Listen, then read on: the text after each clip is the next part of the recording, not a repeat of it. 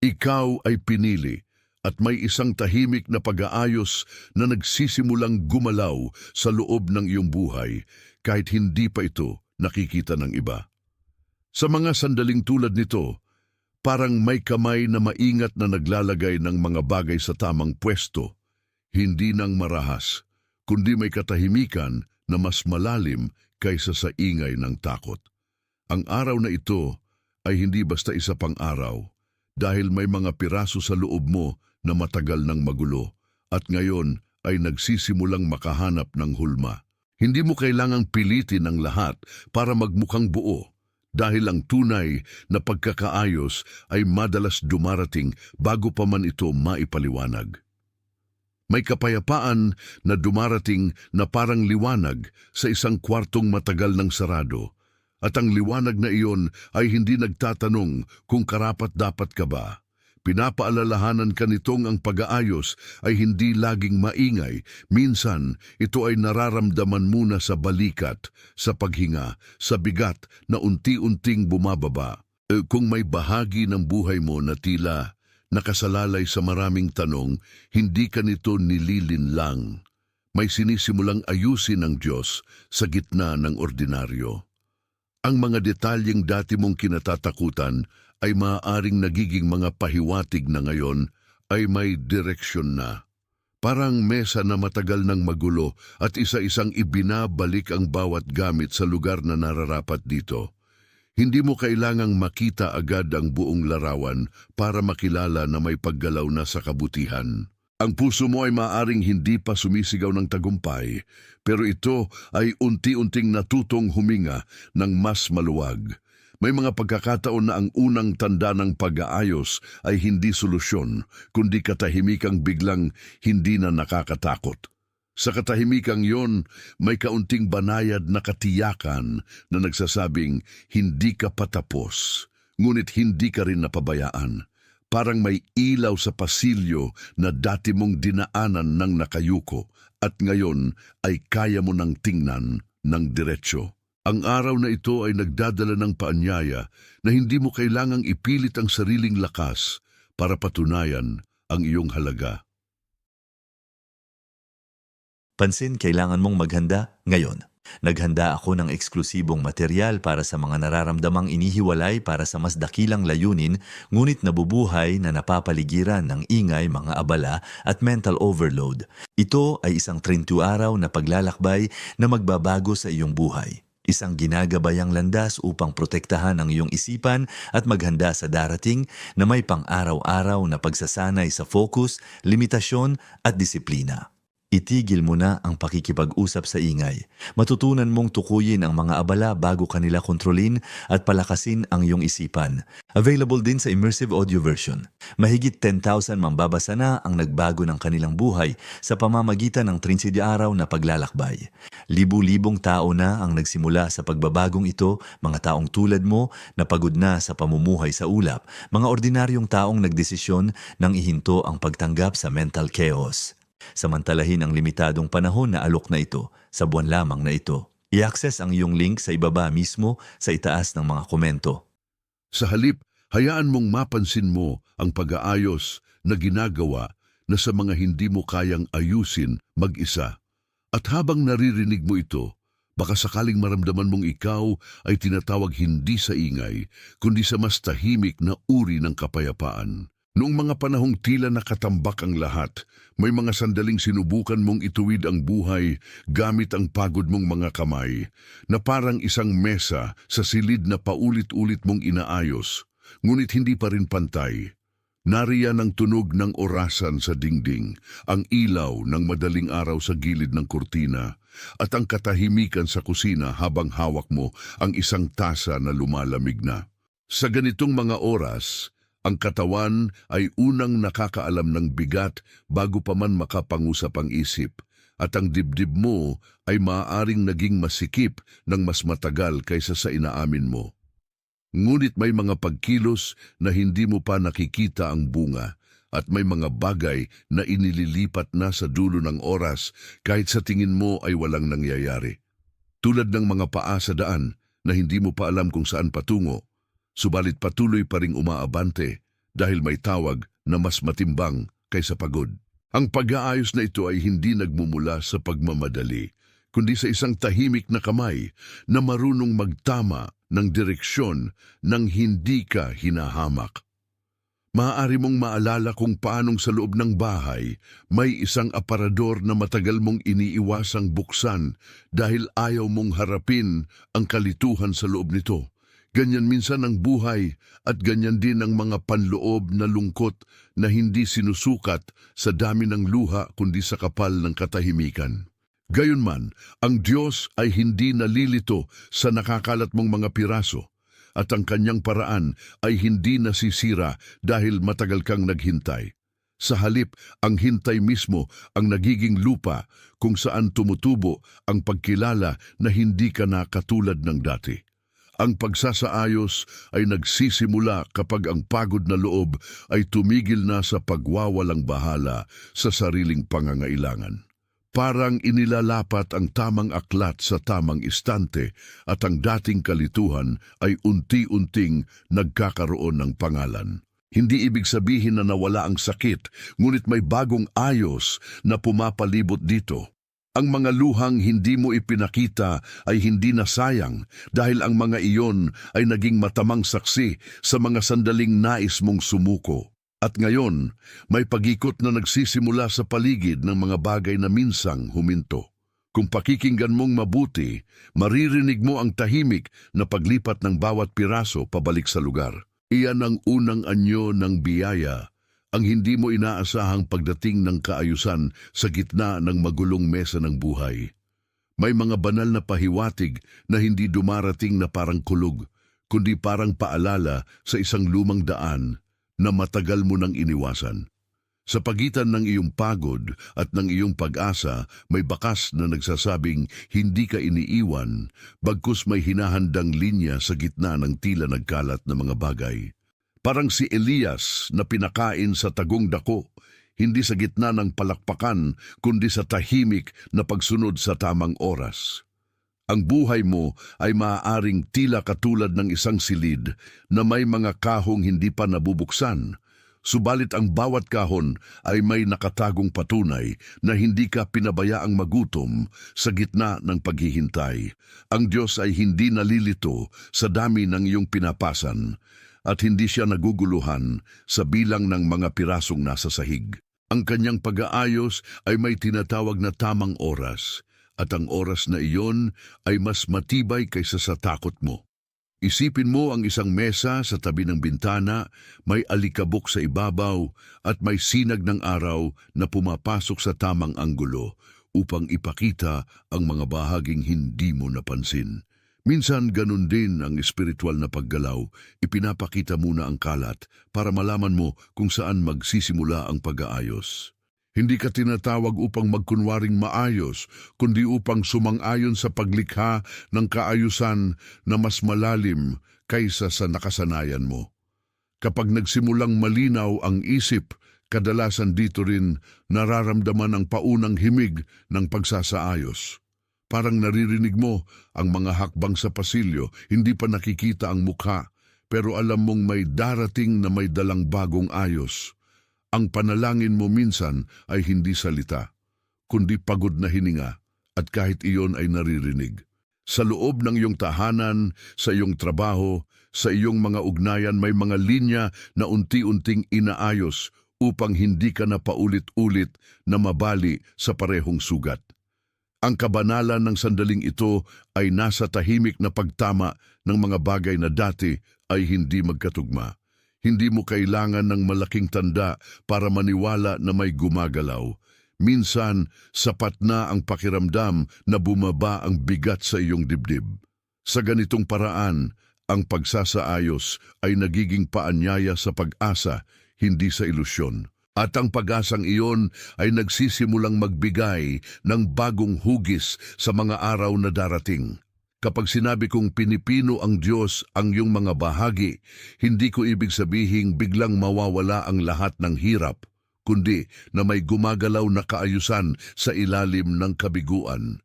Sa loob ng isang tahimik na silid, maaaring may mga kagamitan sa ibabaw ng mesa, mga papel na hindi pa napipirmahan at isang teleponong matagal mo nang tinitingnan ngunit hindi mo maitawag.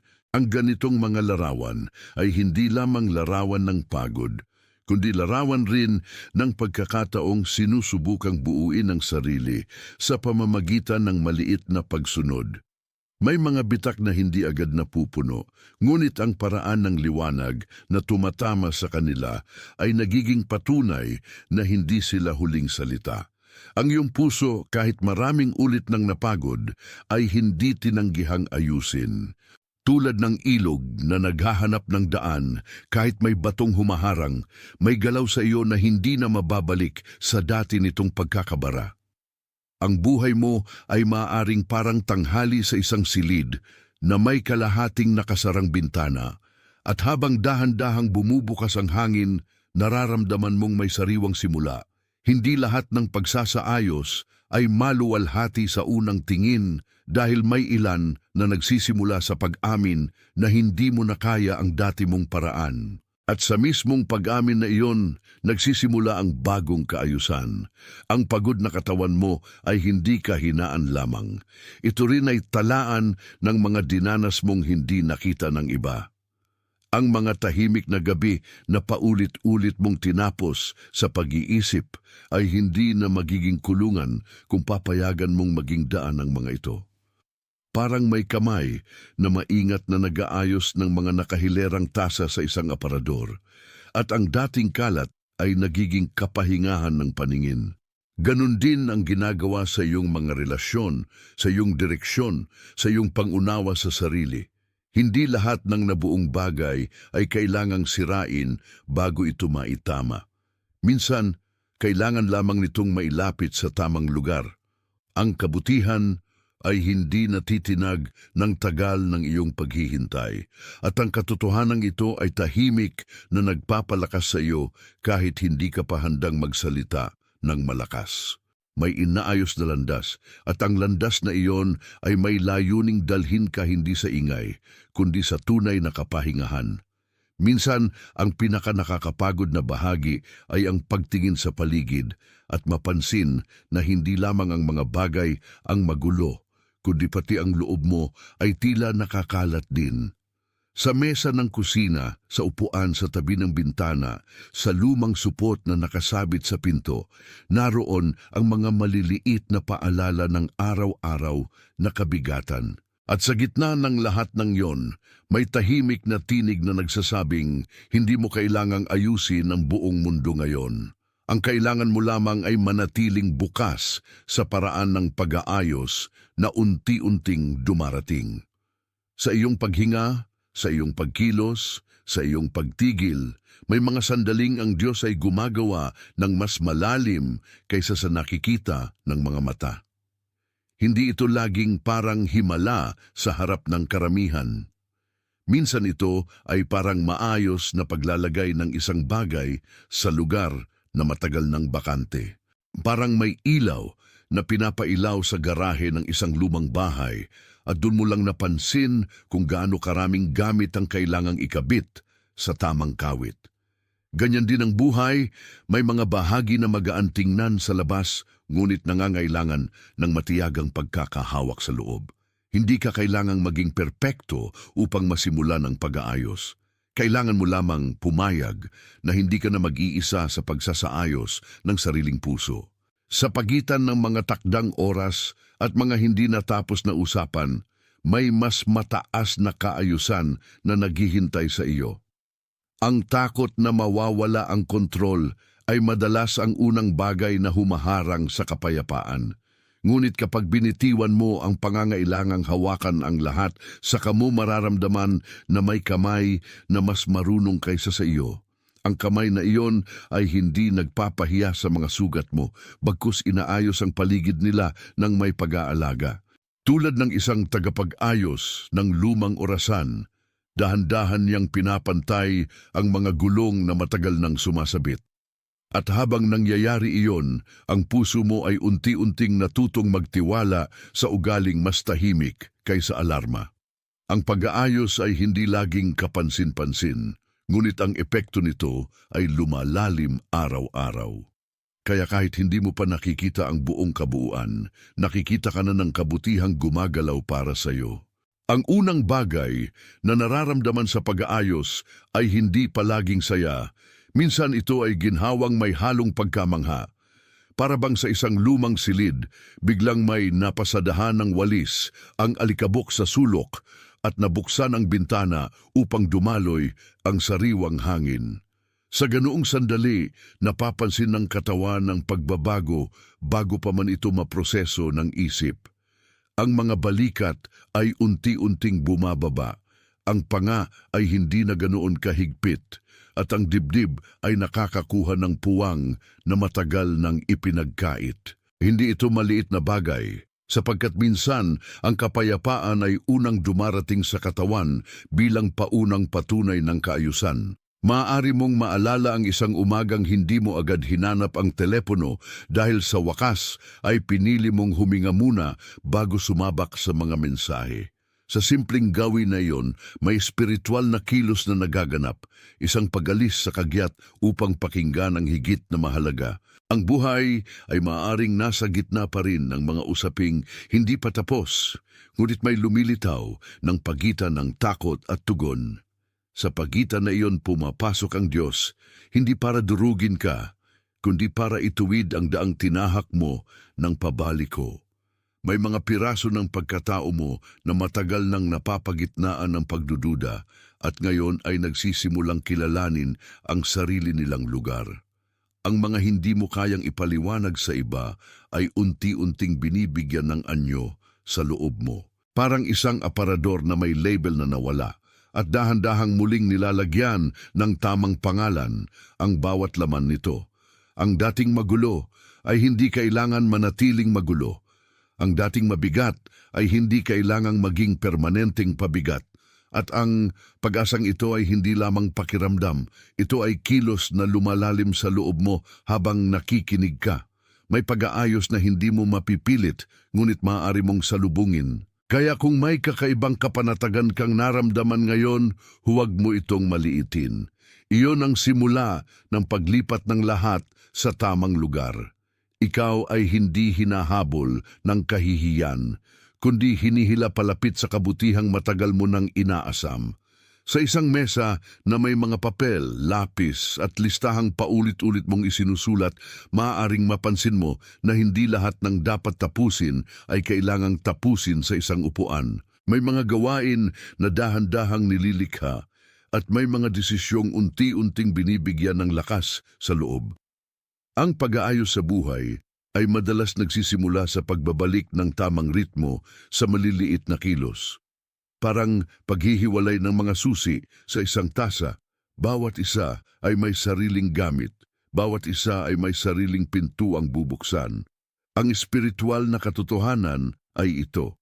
May panahon para sa pagkalito, ngunit hindi ito ang iyong permanenteng tahanan. Ang liwanag na dumarating sa iyo ngayon ay hindi upang ipagmalaki ang iyong dating kalat, kundi upang ipakita na may darating na kaayusan na mas matatag kaysa sa nakaraan. Minsan, ang tunay na pagbabago ay nagsisimula kapag pinili mong itigil ang maingay na pakikipagbuno sa lahat ng bagay. Sa katahimikang iyon, mas malinaw mong maririnig ang mga susunod na hakbang. Ang iyong mga luha ay hindi hadlang sa pag-aayos, bagkus maaaring ito ang unang paglilinis ng kaluluwa. Tulad ng basang salamin na pinupunasan hanggang luminaw, ang panloob mo ay unti-unting nagiging mas madaling makita. Hindi lahat ng paglinaw ay madalian, pero ang bawat patak ng katotohanan ay may lugar. Ang mga bagay na dati mong ipinagpaliban ay maaaring ngayon na humihiling ng mahinahong pagtatama. At ang pagtatamang iyon ay hindi ka minamaliit. Itinatama ka nito ng may paggalang. Sa ganitong sandali, ang pinakamatapang na bagay ay ang manatili sa presensya ng pagbuo sa halip na tumakas. Kaya hawakan mo ang katahimikan na ito kahit sandali lang. May mga piraso sa iyong buhay na naririnig na ang tawag pabalik sa ayos. At kapag sumunod ka sa tawag na yon, unti-unting nagiging tahanan ang dating kalituhan. Kung minsan ang pagsasaayos ay nagsisimula sa isang ordinaryong bagay na biglang nagiging malinaw tulad ng isang ilaw sa pasilyo na dati mong hindi napapansin. Nakatayo ka sa gitna ng mga pang-araw-araw na gamit pero may kakaibang linaw sa paligid mo na para bang may naglinis ng hangin sa loob ng bahay. Ang pakiramdam na iyon ay hindi lamang emosyon, ito ay tanda na ang panloob na pag-aayos ay nagsisimula ng umabot sa panlabas mong galaw. Kaya kung may napansin kang pagbabago sa paghinga mo habang nakikinig, huwag mo itong iwasan. May kabutihang dumadaloy na hindi mo kailangang buuin ng mag-isa. Ito ang sandali para maging tapat sa sariling loob. At kung ang alinman sa mga tandang ito ay tumama sa iyo, isulat mo sa mga komento ang bilang 888. Ang simpleng pag-type na iyon ay isang tahimik na pagsang-ayon na may gumagalaw na sa tamang direksyon. 888 ay hindi lihim. Ito ay maliit na pagkilala na nakita mo ang tanda at pinili mong huwag itong baliwalain. Pagkatapos mong isulat iyon, bumalik ka sa akin dahil may susunod pang ilalantad ang kapayapaan. Ang tinig na ito ay hindi nagmamadali sa iyo, ngunit hindi ka rin nito iiwan sa parehong lugar. Parang ang pasilyo ng lumang bahay ay nagiging mas maliwanag sa bawat hakbang mo at ang anino ay unti-unting umaatras. Sa tuwing may pangalan ang nararamdaman mo, mas madaling ipagkatiwala ito. At ang simpleng pagsulat mo ng tandang iyon ay maaaring maging unang pag-amin na hindi ka na nakalublob sa dating bigat. Kung dati ay naiinip ka sa paggalaw ng mga bagay, ngayon ay may pagkakataong mapansin mo ang tahimik na pagtama ng oras. Iyan ang uri ng himig na hindi sumisigaw pero hindi maitatanggi. Ang pag-aayos ay nangyayari at ikaw ay nasa loob nito. May mga bahaging matagal nang hindi ginagalaw sa buhay mo dahil natatakot kang baka magdulot lang ito ng higit pang gulo. Ngunit ngayon, may ibang uri ng lakas na nagsisimulang gumana, lakas na hindi dumidepende sa tensyon kundi sa pagtitiwala. Sa isang mesa na may nakapatong na mga resibo, lumang susi at sulat na hindi mo pa nabubuksan, makikita mo ang larawan ng mga bagay na hindi mo pa kayang harapin noon. Ngayon, dahan-dahan kang tinuturuan na hindi lahat ng bukas na kahon ay panganib. Ang ilan ay daan patungo sa paglaya. Kapag inaalis ang alikabok sa mga bagay na matagal nakatago, nagsisimulang lumitaw ang kahulugan ng mga ito. Parang mga larawan sa dingding na naging kupas sa paglipas ng panahon, ngunit sa tamang liwanag ay muling nakikilala ang mukha. Ganyan din ang ginagawa ng Diyos sa iyong alaala, hindi para ibalik ang sakit, kundi para ayusin ang paraan ng pagtingin mo rito. May mga karanasang dati mong inisip na pagkatalo at ngayon ay unti-unting nagiging bahagi ng paghubog. Hindi lahat ng piraso ay kaaya-ayang hawakan, pero bawat isa ay may lugar sa mas malaking larawan. Ang pagbabago ay madalas dumating na may kaakibat na pag-amin, at ang pag-amin na iyon ay mapagpalaya. Hindi mo na kailangang pagtakpan ang lahat upang magmukhang maayos. Sa halip, maaari mong payagan ang sarili mong lumapit sa pag-aayos ng tapat. Ang tapat na puso ang mas madaling itinutuwid. At habang pinapayagan mong may ayusin sa loob mo, may mga panlabas ding daan na kusang nagiging malinaw. Ang bawat maliit na pagsunod ay parang paglalagay ng isang aklat pabalik sa tamang bahagi ng estante. Ang dating sirang ritmong matagal nang kumakalat sa iyong araw ay unti-unting pinapalitan ng mas banayad na tugtog. Sa loob ng tugtog na iyon, may kapahingahang hindi nabibili. Kaya huminga ka ng mas malalim at hayaang maramdaman ng loob mo na may bagong ayos na hindi mo kinailangang likhain mag-isa.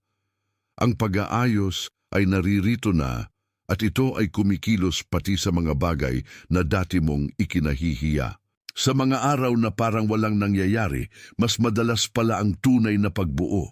Ang mabagal na kilos ng mga hindi nakikitang kamay ay mas matibay kaysa sa mga biglaang paglipat na kapansin-pansin lamang sa panlabas. Kaya huwag mong maliitin ang mga araw na tahimik ang langit at ordinaryo ang tanawin sa labas ng bintana. Minsan, ang langit na walang sigaw ang pinakaangkop na lugar kung saan naririnig ang pag-aayos sa loob. Sa iyong mesa, maaring may nakapatong na baso ng tubig, isang bukas na aklat at isang listahan ng mga bagay na gusto mong tapusin kapag may lakas ka na. Ngunit may lakas na dumarating bago pa man matapos ang listahan. Iyon ang lakas na nagmumula sa pagkilala na hindi ka pinabayaan sa gitna ng iyong sariling pagkabagabag. Ang pag-asa ay hindi laging parang pagtalon.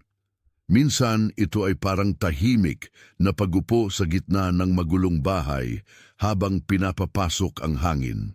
Sa bawat paghinga, may puwang na nalilikha para sa bagong kaayusan, tulad ng mga pako sa dingding na dati walang gamit ngunit ngayon ay muling pinagsasabitan ng mahahalagang bagay. Ang mga piraso ng iyong buhay ay hinahanap ang tamang kapitan. Hindi lahat ng pagbabago ay kailangan ng malaking plano. Minsan sapat na ang isang mahinahong pagsuko sa proseso. Ang mga kamay mo ay hindi kailangang manginig sa paghawak sa sarili mong kinabukasan. Mas mabuti pang ipaubaya ang bigat sa nag-aayos kaysa ipagpilitan ang sariling kakayahan. Sa bawat sandali ng pagtitiwala, nagiging mas totoo ang paanyaya ng kapayapaan. Ang iyong pagkatao ay hindi binubuo ng kalat na nakikita mo lamang. Mas malalim ka kaysa sa kaguluhan ng isang araw. At habang pinapanghawakan mo ang katotohanan iyon, may pag-aayos na patuloy na naglalagay ng tamang bigat sa bawat bahagi. Kaya manatili ka sa ginagawang paglilinis sa loob mo. Ang nakakalat ay hindi laging panghabang buhay. Sa mga puntong inaakala mong tapos na ang lakas mo, doon palang madalas nagsisimulang umusbong ang pinakabanayad na himala. Parang hating gabi sa isang bahay na sa wakas ay tumahimik. At sa katahimikan na iyon ay napapansin mo ang pag-uga ng kurtina dahil sa hangin. Sa simpleng pag-uga na iyon, may pagbisitang hindi mo kailangang ipaliwanag. Ang mga pahirap na tanong ay hindi laging may agarang sagot, ngunit ang sagot ay nagsisimula ng kumilos kahit hindi pa ito nakikitang buo. Sa loob mo, may isang lugar na matagal nang humihingi ng ayos at ang lugar na iyon ay hindi minamadali ng langit. Ito ay dahan-dahang pinapahintulutang kumalma, tulad ng isang tanghaling liwanag na sumasagi sa sahig, may marka ng pagdalo ng Diyos sa gitna ng karaniwang espasyo. Hindi kaniya dinadalaw dahil maganda na ang lahat, kundi dahil alam niya kung saan ka natigil. Ang mga sandaling inabot ka ng pagod ay hindi na sayang dahil doon mo natutunang huwag sabihing hawak mo ang lahat. Ang tunay na kapayapaan ay hindi pagtakas, ito ay pagkilala na may nag-aayos ng hindi mo kayang ituwid. At sa pagkilalang iyon, ang loob mo ay unti-unting nawawala sa labis na pagkapit. Parang ang mga aklat sa lumang istante ay muling inaayos ayon sa mga paksang matagal ng halo-halo. Sa una, hindi mo napapansin ang kaayusan, pero sa paglipas ng mga minuto, nagiging madali nang hanapin ang kailangan. Ganyan din ang ginagawa ng katahimikan sa iyong kaluluwa. Hindi nito tinatanggal ang bigat ng buhay, ngunit pinapalinaw nito kung saan ka hahawak. At ang hawakan na iyon ay hindi iyong sariling takot. Ito ay isang mas maaasahang pagkapit, isang mas matatag na kabutihan. Kaya huwag kang matakot sa pagbagal ng mga bagay dahil may paglilinis na ginagawa sa loob ng pagkaantala. Ang pagkaantala ay minsan ang pinakatapat na paaralan ng pag-aayos. May mga sandaling napapansin mong ang laman ng iyong araw ay hindi na katulad ng dati, kahit wala namang malakas na nangyari sa labas. Ang paraan mo ng pag-upo, ang pagitan ng iyong mga salita, ang pagtingin mo sa isang mensahe na hindi mo pa sasagutin, lahat ng iyon ay tila may bagong bigat at bagong lalim. Sa isang mesa sa gabi, may ilaw na nakabukas at anino sa pader. At sa ganitong tagpo mo, minsan nakikita ang dahan-dahang pagkakahati ng luma at bago. Ang luma ay madalas maingay, mabilis magmadali at takot sa katahimikan. Ang bago ay mas maingat, mas tahimik, at mas marunong umupo sa presensya ng Diyos nang hindi kailangang magpanggap. Kung mapapansin mo ito sa sarili mo, huwag mong agad labanan. May paglipat na sa loob mo na hindi nakasalalay sa pag-apruba ng iba. Parang mga kahon na matagal na nakasalansan sa sulok at isa-isang binubuksan para makita kung alin ang itatago at alin ang dapat nang ilabas. Ang iyong isip ay maaaring sanay sa kaguluhan, ngunit ang iyong puso ay unti-unting sinasanay sa kaayusan. Hindi ka na kailangang sumagot sa bawat kaba. Minsan, ang pinakamabuting tugon ay ang manatiling nakaupo habang ginagawa ang tahimik na pagtitimbang. Ang mundo ay maaaring manatiling mabilis, ngunit sa loob mo ay may ibang ritmo nang nagsisimula. At ang ritmo na iyon ay mas tugma sa pag-asa kaysa sa pag-aalala. Sa pagbabago ng ritmo, may pagbabago ring dumarating sa mga desisyong dati mong pinupuwersa. Hindi mo na kailangang ipilit ang daan na hindi nababagay sa iyo. May mas tamang landas na humahantong sa mga pinto na bukas na. Ang pag-aayos ay hindi lamang tungkol sa pag-alis ng mali, kundi tungkol sa paglalagay ng tama sa tamang panahon. Kaya kung may nakita kang pagbabago sa iyong kinauupuan, sa iyong pananahimik, sa iyong tugon, alamin mong may isang bagay sa iyo ang nagsisimulang magtama ng direksyon. At ang direksyong iyon ay patungo sa kapayapaang may pangalan. Ngayong nararamdaman mo ang pag-ayos sa loob, hindi mo na kailangang pilitin ang sarili mong magpakaigting pa. Sa ilang umaga, sapat nang buksan mo ang bintana at hayaang pumasok ang hangin na parang paalala na may bukas pang pag-asa. Sa ibang sandali, sapat nang tumigil ka sa pagdududa sa sariling proseso at maniwalang may gumagawa sa pagitan ng mga hindi mo nakikita. Ang tiwala ay hindi pagtalon sa kawalan, ito ay paglakad sa kwartong unti-unting nililiwanagan. May mga pangyayari sa buhay mo na hindi mo kontrolado, ngunit may paraan kang tumugon ng may katahimikan. Iyan ang isang uri ng lakas na hindi napapansin ng karamihan. Tulad ng maingat na paglalagay ng libro sa tamang istante, ang maliliit na kilos ng pagsunod ay may bigat na higit sa tingin. Kaya kung may bahagi ng buhay mo na tila natatagalan, huwag mong isipin na wala ng ginagawa. Minsan ang pagkaantala ay tirahan ng lalim. Ang mga bagay na tunay na mahalaga ay hinuhubog sa katahimikan bago ilagay sa liwanag. Parang kubeta na hindi mo binubuksan dahil sa takot sa ayos, ngunit sa loob ay may sistemang maibabalik kapag naglakas loob kang harapin ito. Ganyan din ang mga sulok ng puso. May mga bahagi na natakot kang galawin at ngayon ay itinuturo sa iyo ang mas mahinahong paraan ng pag-aalaga. Hindi ito puwersahan, ito ay pag-anyaya. Hindi ito puwersang nakakabasag, kundi puwersang nag-aayos. At sa pag-aayos na iyon, gumagaan ang tila imposibleng dalhin. Ang iyong mga paghinga ay hindi na kailangang maging mababaw. Maari kang huminga ng mas malalim at malaman na ang loob mo ay hindi lumalaban mag-isa. May pagkilos na ginagawa sa ilalim ng katahimikan, at ang pagkilos na iyon ay kumikilos patungo sa kapayapaan. Kapag sumama ka rito, mas mabilis mong mararamdaman ang tamang hugis ng iyong araw. Kaya huwag mong isara ang sarili mo sa nagpapalapit na